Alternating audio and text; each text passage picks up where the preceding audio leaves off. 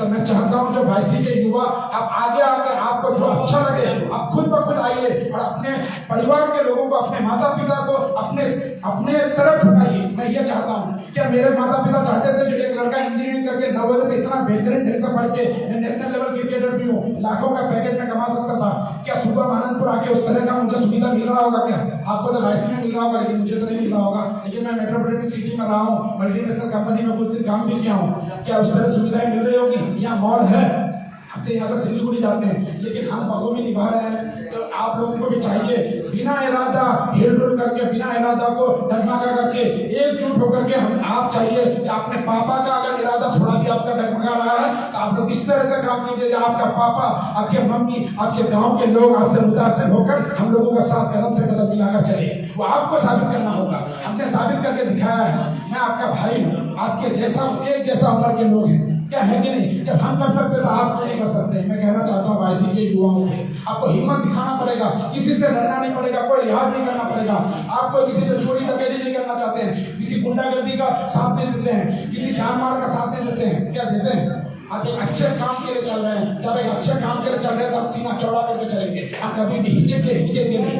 ये बहुत ही बड़ी बात मैं बता रहा हूँ अध्यक्ष साहब, मैं ये बहुत ही बड़ी बात बता रहा हूँ क्योंकि मैंने एहसास किया है। पिछले 7 साल से यहाँ के युवा चाहेंगे तो कुछ भी कर सकते हैं, लेकिन थोड़ा माँ बाप थोड़ा डांट देते हैं। जबकि आप देखिए जितना भी बिजनेस करता है युवा, सब हम देखते हैं अपना बिजनेस खुद चला रहा है। जब अपना बिजनेस चला रहा है तो अपने इलाके को भी चला सकते हैं। आप क्या चला सकते हैं कि नहीं? बिल्कुल। और हर माँ बाप को अपना बेटा से उम्मीद होता है, आप उसके उम्मीद में खड़ा उतरिए। थोड़ा सा नोकझोंक होगा, लेकिन जब आप अच्छे पटल पे रहेंगे, अच्छा काम करेंगे, वो आपसे मुतासिर होंगे। मैं ये गारंटी वादा करता हूँ, आप देख लीजिएगा। आप लीजिए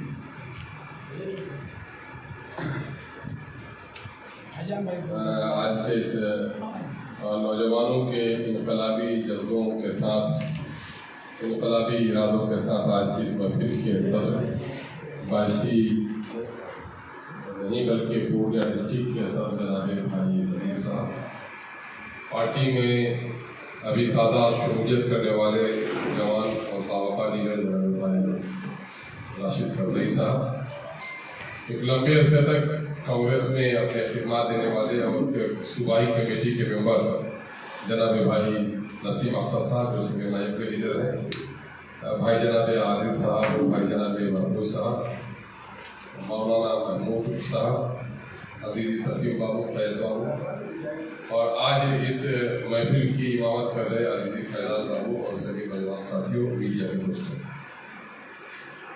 ये कोई बड़ा तकरीरी प्रोग्राम नहीं है, इस तरह से आपसे रूबरू होने का एक हंसी इत्तेफाक मेरे लिए।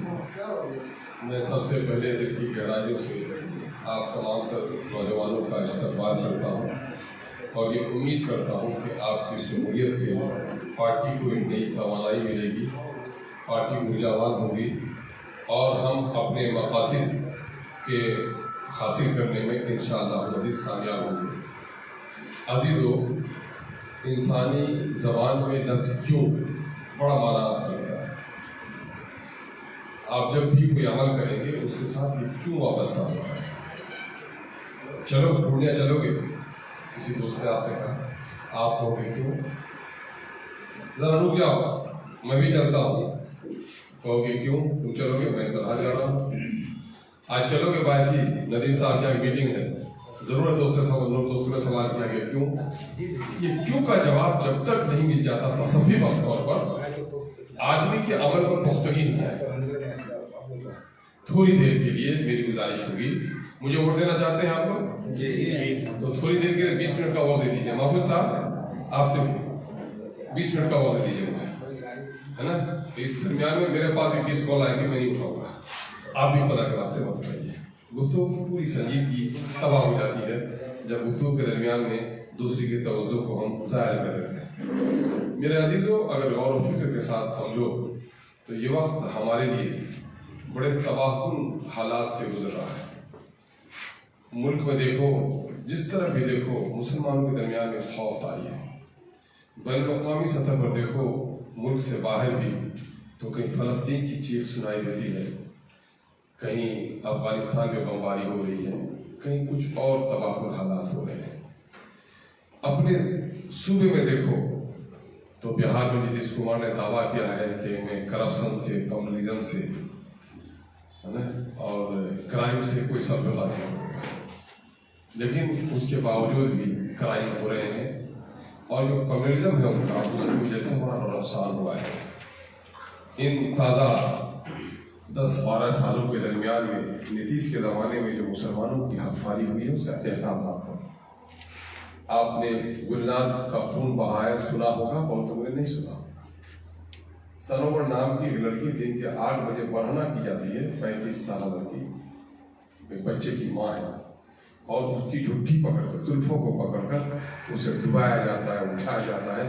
दिन का हाल इसी बिहार में है, जहाँ राजद का खुद एमएलए, आपको खबर नहीं कि बिहार शरीफ में मदरसा अजीजिया है, 105 साल तकरीबन कदीम मदरसा है और वक्फ के तहत है। मैं वक्फ बोर्ड का सूबाई मेंबर था, मैंने वहाँ गया, देखा है वहाँ, और वो मदरसा में तकरीबन 4000 से ज़्यादा मजहबी किताबें, जिसमें फ़िक़्ह, हदीस, तफसीर और कुरान मजीद के नुस्खे शामिल थे, सब कुछ आया है। 40 से 45 मुसलमानों की दुकानों को लूटा गया, मस्जिद के गेट के मेहराब को तोड़ा गया। अजीजों, क्या ये हालात हमारे खौफ के नहीं? आप जो है इस पट्टी में, आप इसलिए इस वक्त महफूज हैं कि आपकी आबादी है, और आपकी जो आबादी है वो बेवजन आबादी है, क्योंकि न आपका माल है, न सरकारी मुलाजमत है, न मौजूदा वक्त की सियासत को चैलेंज करने वाले हालात हैं। आपके जो भाई दूसरी जगहों पर हैं, कमजोर तादाद में हैं, उनके साथ बड़े बुरे हालात हैं, और जो ताकत रहते हुए बुराई को नहीं रोकता है तो अगला हश्र उसका भी बनता है। सीमांचल के नौजवानों, तुम पर एक जिम्मेदारी बनती है। अगर हमारी कोई खाला गरीब है किसी बस्ती में, अमीरों की बस्ती में, और हम गाँव के अमीर हैं, तो मेरा दिल तड़पता है अपने खाला को कम से कम उनके कपड़े लत्ते अच्छे हों, मैं जब जाके रुकूँ तो मुझे लगे कि मैं एक अच्छे इंसान कह रहा हूँ। रिश्ता कराबतदार का हक अदा करना इस्लाम में फरीजा करार दिया गया है। मेरे अजीजों, इस वक्त आरा में, छपड़ा में, मुंगेर में, दूसरे जिलों में आपकी आबादी बहुत कम है, आपकी आवाज़ उठाने वाला कोई नहीं। इस वक्त जो अख्तरुल या इलेक्शन लड़ रहा है, या सीमांचल में आप रहने वाले हो, पूरे बिहार की नजर है आपको कि कोई जीतेगा नहीं जीतेगा, मेरी बात उठाएगा नहीं उठाएगा, लेकिन सीमांचल से जो जीत कर आएगा मेरी बात जरूर उठाएगा। लेकिन जब सीमांचल का आदमी भी गूंगा हो जाए, बहरा हो जाए, बेहिस हो जाए, तो बोलो सिर्फ सीमांचल का नुकसान है कि पूरे बिहार का नुकसान। 2012 में मैं आपको बताऊँ, 2012 को रात के तकरीबन 8 बजे मैं असम्बली की तैयारी में लगा हूँ। मेरे पास गया से एक शख्स 2-3 लोगों की जमात आती है और कि अख्तर साहब, हम आपके पास मिलने के लिए आए हैं, आप हम लोग का एक सवाल असम्बली में खड़ा कीजिए। मैंने कहा, अरे भाई, मैं जिस इलाके से आता हूँ तो वहीं के इतने सवाल हैं, मैं आप अपने मेरे से उठाइए, बैठिए, चाय पीजिए। तो कुछ काम में लगा, थोड़ी देर का बुलाया, तो बेचारे लोग मेरे नफ़ी कहने से मायूस हो गए थे, लेकिन अंदर मैंने चाय पिलाया और कहा कि साहब, आप और बड़ी उम्मीद से आए हैं, आपने पहले ही ना कह दिया तो हम लोग बड़े मायूस है। मैंने कहा, नहीं भाई, मुझे तो बात ही नहीं था, आपका नाम क्या बात है?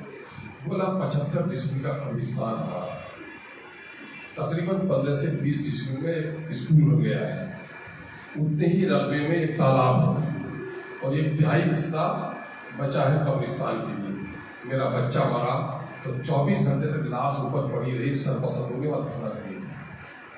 2003 में पैसे सेंक्शन हुए हैं, उसकी घेराबंदी नहीं हुई। एसपी और डीएम के जरिए से मेरे बच्चे के को कब्र में दफनाया गया, और 3-4 दिन तक उन्होंने पहरा किया कि कैसे मेरा मैयत को उठा के न दे।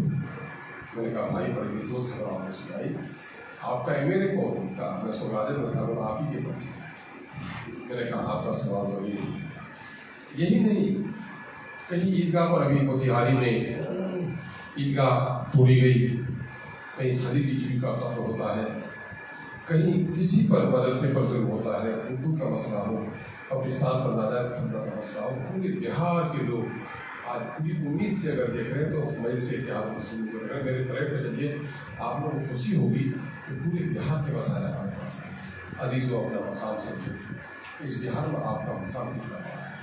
आपकी आबादी बड़ी है, जिस पर माल जिसको हो तो उस पर ज़कात फर्ज है कि नहीं है ना। अगर किसी का बंदूक है और किसी के घर में डाका हो रहा है तो बंदूक चलाना फर्ज है कि नहीं है। तो मेरे भाई, अगर आज पूरे बिहार में बेबसी और लाचारी है, फिर मुल्क की हालात देखो, गुजरात का पतन देखो, भागलपुर में लोगों को सुलाया गया, तब खबर में उसके सीने पर गोली की खेती की 1987 है ना। तो लोग बहुत से पैदा हुए होंगे, बहुत से नहीं पैदा हुए होंगे। हम लोग उसके BA के MA का तालीम हासिल कर रहे थे, पढ़ने में खौफ तारीख थी। अभी जो 22 फरवरी की तारीख है, ये इत्तेफाक से बॉम्बे में थी, और बॉम्बे में जहाँ रात को झड़प हुई थी वहीं था, छोटे भाई का फ्लैट पेपर है। तो मेरे भाई, पूरे दिन 22 तारीख को जो शहरों में जो बच्चे थे, आप उनसे पूछ लीजिए, जिस तरह से बिल्ली को देखकर चूहा सहमा हुआ रहता है, पूरे मुल्क में मुसलमान सहमा हुआ था। क्या क्या इस खौफ को आज़ादी किसका नाम है? आज़ादी खौफ से नजात का नाम है। आराम किसका नाम है? आराम AC का, डल्लब का नाम नहीं है। सिर्फ एक मेहमान को बुलाओ तो अपने घर में कौन सा, इधर फ्रिज है, ये AC है, यहाँ ठंडा गर्म पानी है ना, ये डल्लब है, ये तोशक है, सोइए, कोई ज़रूरत हो तो रिंग कर लीजिएगा, लेकिन जरा ख्याल रखिएगा ये जो बिल है ना, कभी कभी इसमें साफ निकलता है, सोएगा चैन से आदमी, है ना। चूंकि सारा कुछ मुयसर है, लेकिन खौफ के मारे वो रात भर चैन से नहीं सो सकता। ये मुल्क में हमारा आज़ाद है, ये मुल्क मेरे बाप दादा की सरजमीन है, इस मुल्क की हम मुअज़्ज़ज़ शहरी हैं, लेकिन अजीज़ों क्या मालूम है आपको, आज के बहुत सारे उलमा आज गाड़ियों पर, ट्रेन पे जाते हैं तो गाड़ियाँ लपेट के जाते हैं। तनहा किसी को अब सफ़र की हिम्मत नहीं होती है। जो अपने बेटों को दिल्ली भेजता है, माँ बाप को उसका तो सुकून नहीं आता जब तक कि बेटा मंदिर पर पहुँच नहीं जाए। आपके लोग टोपियों को अपनी जेब में रख के जाते हैं, जो मुसलमानों का ताज है वो यार। आपकी बहनें और बेटियाँ, जिसको गाँव के लोगों ने उसका रूप नहीं देखा, नकाब में रही, आज ट्रेन में जाते तो हम नकाब